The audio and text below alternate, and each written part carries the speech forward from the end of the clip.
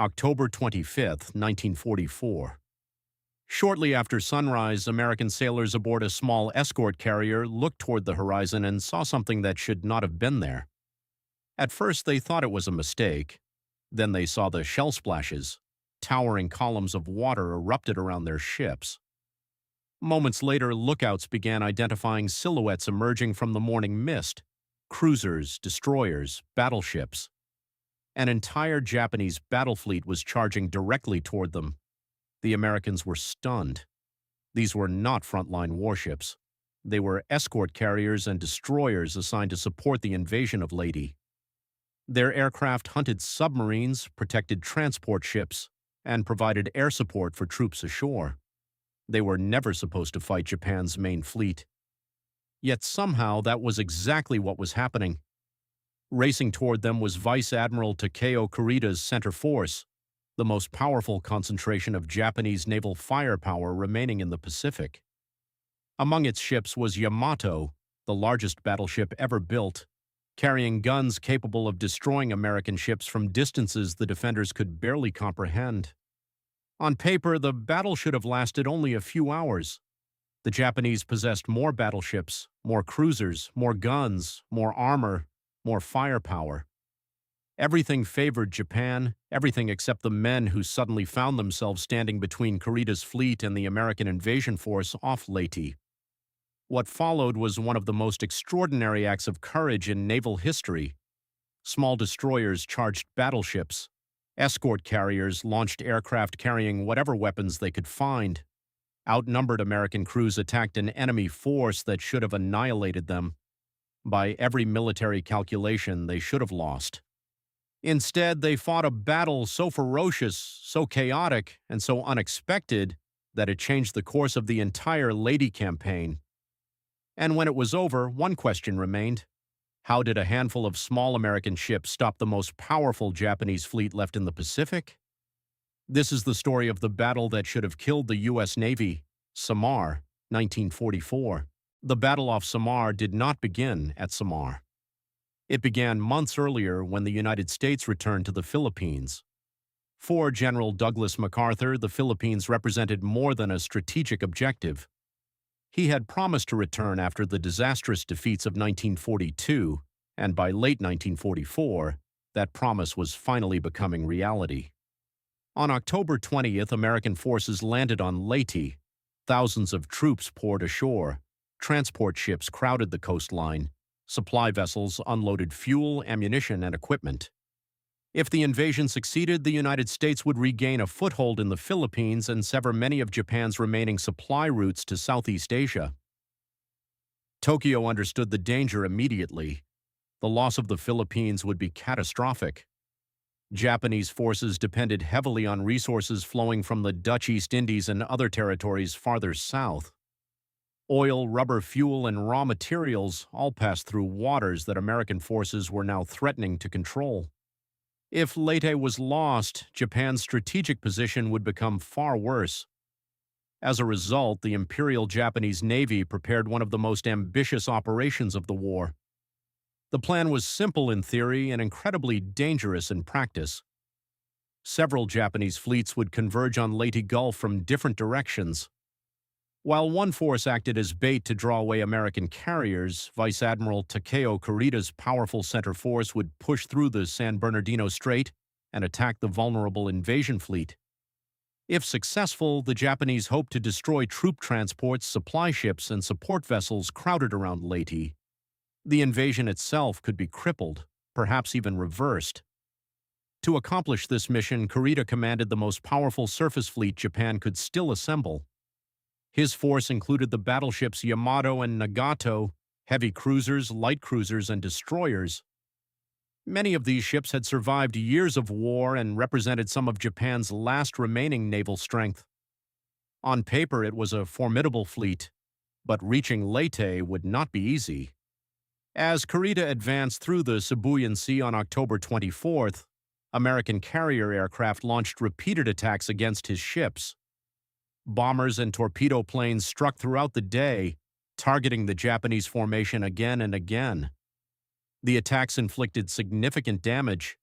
Most importantly, they sank Musashi, Yamato's sister ship, and one of the largest battleships ever built.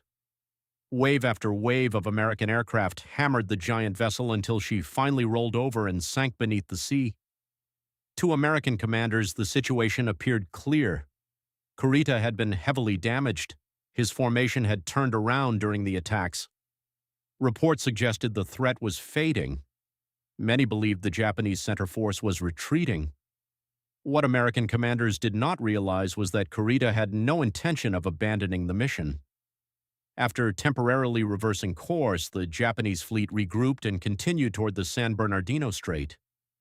Throughout the evening and into the night, Kurita pushed eastward. The Americans never fully appreciated what was happening. Their attention had shifted elsewhere. Far to the north, another Japanese force under Admiral Jisaburo Ozawa was approaching. Unlike Kurita's fleet, Ozawa's force contained aircraft carriers. The carriers themselves were weak, possessing relatively few aircraft, but that was not their true purpose. They were bait. Their mission was to attract the attention of Admiral William Halsey's powerful Third Fleet, and it worked. Convinced he finally had an opportunity to destroy Japanese carriers, Halsey raced north with his fast battleships and carrier groups. In doing so, he left the San Bernardino Strait effectively unguarded. During the night of October 24-25, Kurita's fleet passed through the strait unchallenged. Battleships, heavy cruisers, destroyers. An entire Japanese battle fleet was now moving directly toward the American forces supporting the Leyte invasion. Most American sailors had no idea they were coming. Many believed the greatest danger had already passed. They were wrong. As dawn approached on October 25th, a small American task unit known as Taffy 3 prepared for what it expected to be another routine day supporting troops ashore. Within hours, its sailors would find themselves staring at the most powerful Japanese fleet they had ever seen, and they would be completely alone. Before we continue, if you're enjoying the story so far, consider subscribing to the channel. Every week we cover forgotten battles, military disasters, and incredible stories from World War II that deserve to be remembered. Now let's get back to Samar. Dawn broke over the Philippine Sea on October 25, 1944. For the sailors of Task Unit 77.43, better known as Taffy 3, it seemed like another routine morning. Their mission was simple: support American troops fighting on Leyte, launch aircraft against Japanese positions ashore, protect the invasion fleet from submarines and occasional air attacks. Nobody expected a major naval battle, certainly not against the main Japanese fleet. The escort carriers of Taffy 3 were among the smallest carriers in the U.S. Navy. Slow, lightly armored, and carrying aircraft primarily intended for ground support, they were never designed to fight battleships. Their escorts were equally modest. A handful of destroyers and destroyer escorts protected the carriers, but these ships were built for screening and anti-submarine warfare, not for taking on the most powerful surface fleet in the Pacific. Then everything changed. Shortly after 6:30 in the morning, lookouts aboard American ships spotted unusual splashes on the horizon. At first, there was confusion. Some believed the explosions came from friendly ships conducting exercises. Others assumed they were distant aircraft attacks. Then another salvo landed, and another. The splashes were growing closer. Moments later, radar operators and lookouts began reporting ships. Large ships. Very large ships. As visibility improved, the truth became impossible to ignore. Japanese battleships were directly behind them. Not one, several. Behind them came heavy cruisers and destroyers stretching across the horizon. The Americans could hardly believe what they were seeing. One sailor later described the scene as a nightmare emerging from the mist. The enemy force seemed endless. Even worse, it was approaching fast. Vice Admiral Takeo Kurita had achieved complete surprise. His center force had emerged from the San Bernardino Strait during the night and now stood between Taffy 3 and safety. The Americans immediately understood the danger. If Kurita broke through, nothing substantial remained between the Japanese fleet and the invasion ships off Leyte. Thousands of troops, transports, supply vessels, fuel ships, and support craft could be exposed to attack. The entire invasion operation was suddenly at risk. Messages began flying across American radio networks. Requests for help were sent. Warnings spread throughout the fleet, but help was far away. The powerful carrier groups and battleships of Admiral Halsey's Third Fleet were chasing Ozawa's decoy carriers hundreds of miles to the north. Taffy 3 was effectively alone. Rear Admiral Clifton Sprague, commanding the task unit, faced an impossible situation. Run and risk being overtaken, fight and face near certain destruction. He chose both. The escort carriers immediately turned away and began making smoke. Destroyers laid thick smoke screens across the sea in an effort to hide the carriers from Japanese gunfire. Aircraft were launched as quickly as possible. Many pilots took off carrying whatever happened to be attached to their planes. Some carried bombs intended for ground targets. Others carried depth charges designed for submarines. A number launched with little ammunition and no anti-ship weapons at all. It didn't matter. Every aircraft that could fly was sent into the air. Meanwhile, Japanese shells continued falling around the American formation. Towering columns of water erupted beside the carriers.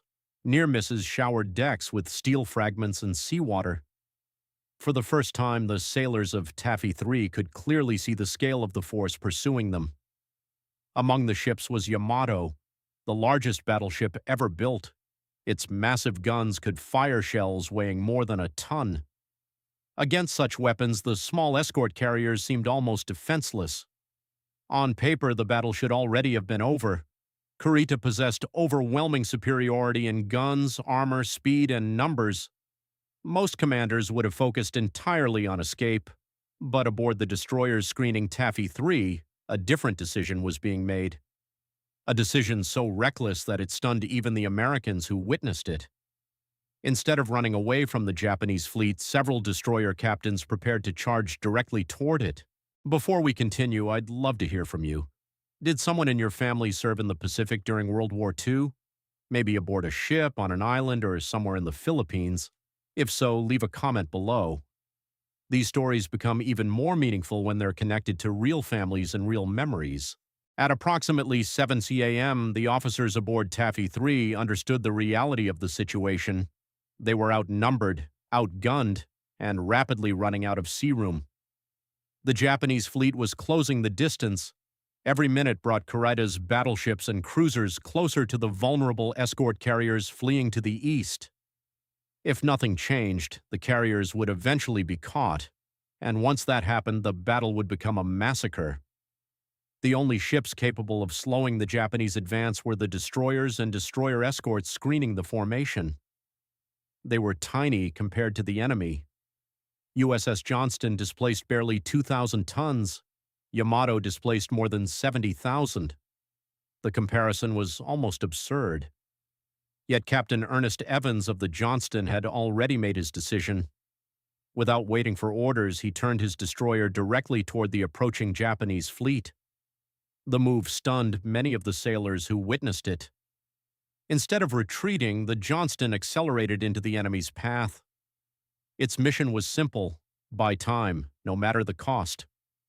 As the destroyer charged forward, Japanese shells began landing around it. Towering columns of water surrounded the ship. Every sailor aboard understood they were sailing directly into the guns of battleships and heavy cruisers.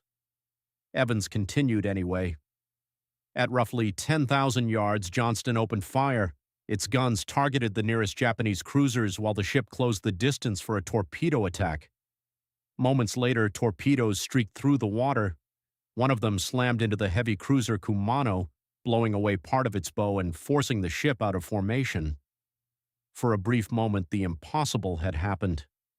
A single American destroyer had wounded a Japanese heavy cruiser while charging the most powerful fleet in the Pacific. But the Japanese quickly responded. Shells from battleships and cruisers began finding their mark. A massive hit tore into Johnston, causing severe damage and killing crew members. Engines were damaged, systems failed, smoke filled compartments. Many commanders would have withdrawn. Evans stayed in the fight. As Johnston battled for survival, other American destroyers joined the attack. USS Hull charged forward. USS Heermann followed. Destroyer escorts moved into the battle as well. One after another, small American ships attacked an enemy fleet that outweighed them many times over. Japanese observers could scarcely believe what they were seeing. Instead of fleeing, the Americans were attacking. Torpedoes forced Japanese ships to maneuver. Cruisers turned away from incoming attacks. Battleships altered course. Formations began to break apart. The carefully organized Japanese advance was becoming increasingly chaotic. The cost to the destroyers was terrible. Hull was hit repeatedly. Shells ripped through the ship, killing crewmen and destroying equipment. Despite the damage, the destroyer continued fighting until it was finally overwhelmed. The sea around the ship became littered with wreckage and survivors. Yet even as vessels were being destroyed, the attacks achieved their purpose.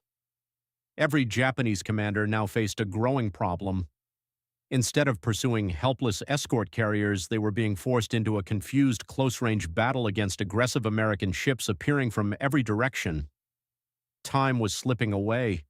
Distance from Leyte was increasing, and confusion was spreading throughout the fleet.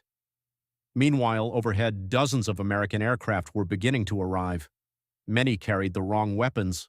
Some carried no effective anti-ship weapons at all, but they attacked anyway, and soon the Japanese fleet would find itself under assault not only from destroyers below, but from aircraft above as well. As the destroyers fought for their lives below, aircraft from Taffy 3 began reaching the Japanese fleet. The situation in the air was almost as desperate as it was at sea. These were not strike aircraft prepared for a major naval engagement. Most pilots had launched in a hurry. Many were carrying bombs intended for Japanese troops on Leyte. Some carried depth charges designed to attack submarines. Others had already expended part of their ammunition on earlier missions. Very few were equipped for a battle against battleships and heavy cruisers. It didn't matter. The pilots attacked anyway. One after another, American aircraft dove toward the Japanese formation. Bombs were dropped whenever targets appeared. Machine guns strafed decks. Pilots without effective weapons made repeated attack runs simply to force Japanese crews to react. Some even pretended to launch torpedoes they did not possess. From the perspective of the Japanese sailors below, it was impossible to know which aircraft were carrying weapons and which were bluffing. Every attack demanded attention. Every attack forced ships to maneuver. Every attack created more confusion. The effect began to spread throughout Kurita's fleet. Cruisers turned away from incoming aircraft. Destroyers altered course. Anti-aircraft guns opened fire in every direction. Columns of black smoke and shell bursts filled the sky. The carefully organized formation that had emerged from San Bernardino Strait was becoming increasingly fragmented. Meanwhile, the escort carriers continued fleeing eastward. For the crews aboard ships like Gambier Bay, Fanshawe Bay, White Plains, and Kalinin Bay, every minute gained by the destroyers and aircraft mattered. The carriers were slower than most Japanese warships. They could not outrun battleships. They could only hope the constant attacks delayed the enemy long enough for survival. Yet, despite the growing confusion, the Japanese still possessed overwhelming firepower. Sooner or later, some of their shells were going to find targets. And they did. The escort carrier Gambier Bay became the focus of intense Japanese gunfire. Shell splashes crept closer. Then direct hits began landing. The carrier's speed dropped. Damage accumulated rapidly. Crew members fought desperately to keep the ship moving, but the situation worsened with every salvo. Eventually, Gambier Bay could no longer keep up with the rest of the formation. The Japanese continued firing. Shortly afterward, the carrier rolled over and sank beneath the sea. It became the only American aircraft carrier sunk by enemy surface gunfire during the entire war. For the sailors watching nearby, it was a grim reminder of the danger they still faced. The battle was far from won. Elsewhere, escort carriers narrowly escaped destruction. Shells struck flight decks, near misses damaged equipment. Fragments ripped through exposed areas. Several ships suffered casualties as Japanese gunfire continued searching for targets. Yet something unexpected was happening. Instead of becoming more coordinated as the battle progressed, the Japanese attack was becoming increasingly disorganized. Reports flooded command ships from every direction. American destroyers were attacking. Aircraft were appearing constantly overhead. Smoke screens obscured visibility. Ships were maneuvering independently to avoid torpedoes and bombs. No one seemed entirely certain where the American carriers were or how many enemy forces remained in the area. The aggression of Taffy 3 was creating an illusion. To some Japanese commanders, it appeared they might be facing a much larger force than they actually were. And as uncertainty spread through the fleet, Vice Admiral Takeo Kurita faced a decision that would become one of the most controversial of the Pacific War: continue pressing the attack or turn away. The fate of the Leyte invasion now depended on which choice he made next. The men aboard Johnston Hole and Samuel B. Roberts knew exactly what they were sailing toward. They knew the odds. They knew many of them would never come back. Yet they attacked anyway. If you think their courage deserves to be remembered, take a moment to leave a like on the video. By mid-morning, the Battle off Samar had become something few Japanese commanders had expected: chaos. When Vice Admiral Takeo Kurita emerged from the San Bernardino Strait earlier that morning, the situation had seemed straightforward. His fleet had achieved complete surprise. American escort carriers were fleeing. No major battleship stood in his path. The invasion force at Leyte appeared vulnerable. Victory seemed possible. Now, only a few hours later, the situation looked very different. American destroyers had launched repeated attacks. Aircraft continued appearing overhead. Smoke screens obscured visibility. Cruisers had been damaged. Formation integrity was deteriorating. And reports arriving at Kurita's flagship painted an increasingly confusing picture of the battle. Some commanders believed they were fighting fleet carriers. Others reported encountering large American naval forces. Still others warned of additional air attacks that could arrive at any moment. The reality was far simpler. Kurita was facing 6 escort carriers, 3 destroyers, 4 destroyer escorts, and a collection of aircraft operating under desperate conditions. But from the bridge of a Japanese flagship surrounded by explosions, smoke, torpedo attacks, and constant airstrikes, reality was difficult to see. The Americans had achieved something extraordinary. They had convinced parts of the Japanese fleet that they were stronger than they actually were. Meanwhile, time was becoming a factor. The farther Kurita advanced, the greater the risk of encountering larger American forces. Admiral Halsey's fast carriers and battleships were somewhere in the region. Japanese commanders did not know exactly where. What they did know was that remaining in the area increased the danger. American aircraft attacks continued relentlessly. Some planes carried bombs, others carried rockets. Some attacked with little more than machine guns, yet they kept coming. Japanese anti-aircraft crews remained under constant pressure. Ships maneuvered repeatedly to avoid perceived threats. Fuel was being consumed. Ammunition stocks were shrinking. And despite hours of combat, the American carriers had not been completely destroyed. Then came another wave of uncertainty. Conflicting reports suggested powerful American surface forces might be approaching. Whether true or not, the information added to the growing confusion surrounding the battle. Kurita now faced a decision: press forward toward Leyte Gulf and continue the attack, or withdraw while his fleet still remained largely intact. From a purely tactical perspective, many historians have argued that the Japanese still possessed an opportunity. American escort carriers were vulnerable. The invasion fleet remained exposed. The road to Leyte Gulf was not completely closed, but battlefields rarely look clear to the people actually fighting them. Kurita did not possess the advantage of hindsight. He saw damaged ships, constant air attacks, confused reports, unknown American forces, and a battle that was becoming increasingly difficult to control. Shortly after 9:00 a.m., he made his decision. The Japanese fleet would turn away. Across the formation, ships began changing course. The pursuit slowed, then it stopped. Gradually, the most powerful Japanese fleet remaining in the Pacific began withdrawing from the battlefield. At first, many American sailors could hardly believe what they were seeing. The enemy was leaving. After hours of fighting against overwhelming odds, after losing ships and hundreds of men, the force that should have destroyed them was sailing away. The Battle off Samar was effectively over, but its consequences were only beginning to become clear. Because with a single decision, Kurita had abandoned Japan's best remaining opportunity to strike directly at the Leyte invasion force, and the war in the Philippines would never be the same again. As the Japanese fleet withdrew, the sailors of Taffy 3 were left staring at a scene few had believed they would live to see. They had survived. Only hours earlier, they had faced what appeared to be certain destruction. Battleships had emerged from the horizon. Heavy cruisers had closed the distance. Shells larger than many sailors had ever seen exploded around their ships. Yet somehow the American force still existed. The cost, however, had been severe. The destroyer USS Johnston was gone. After fighting far beyond what anyone thought possible, Captain Ernest Evans' ship finally succumbed to overwhelming gunfire. The vessel rolled beneath the waves, taking many of her crew with her. The destroyer USS Hull had also been lost. Repeatedly hit by shells from battleships and cruisers, she continued fighting until destruction became unavoidable.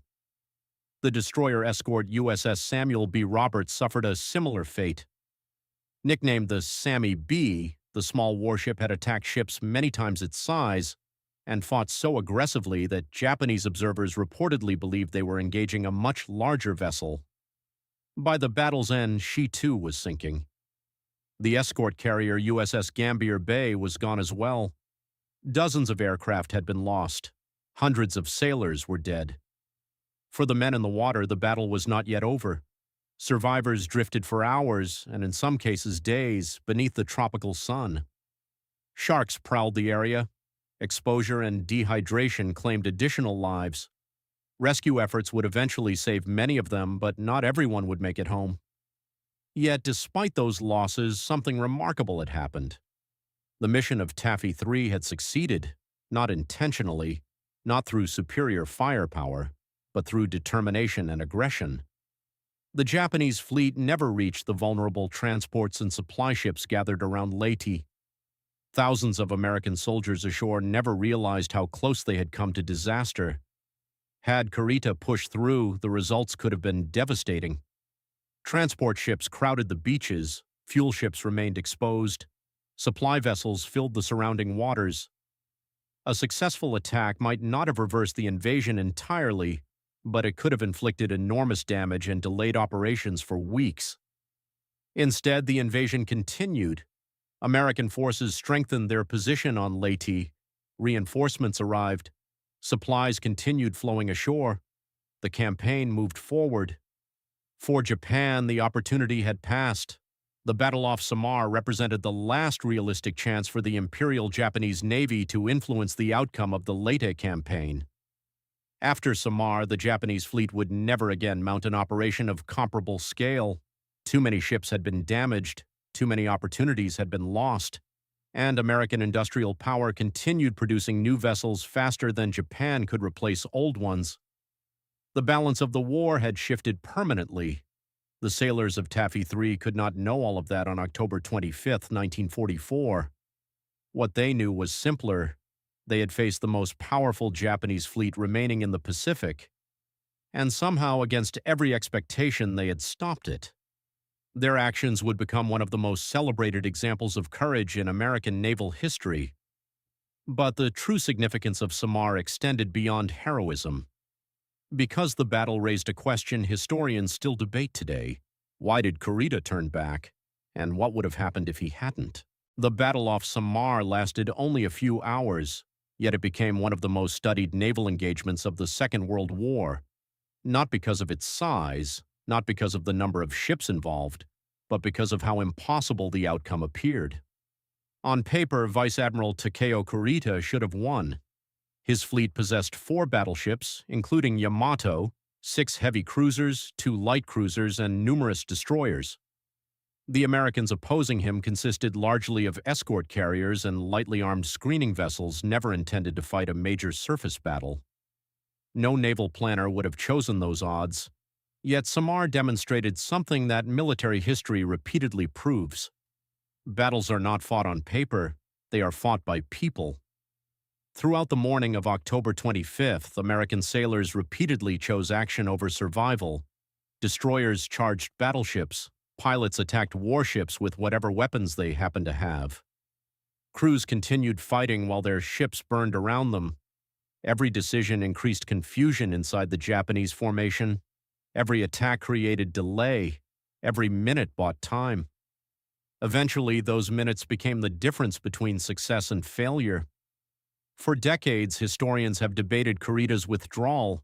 Some argue he made a mistake that cost Japan its final opportunity to disrupt the Leyte invasion. Others point out that his information was incomplete. He faced constant air attacks, damaged formations, uncertain intelligence, and the possibility of encountering larger American forces. Both arguments contain truth. What is undeniable is the result. By withdrawing, Kurita surrendered the initiative. The Leyte invasion survived. American forces continued advancing through the Philippines. Japan's strategic position deteriorated further, and the Imperial Japanese Navy never fully recovered. The battle also produced some of the most respected figures in U.S. naval history.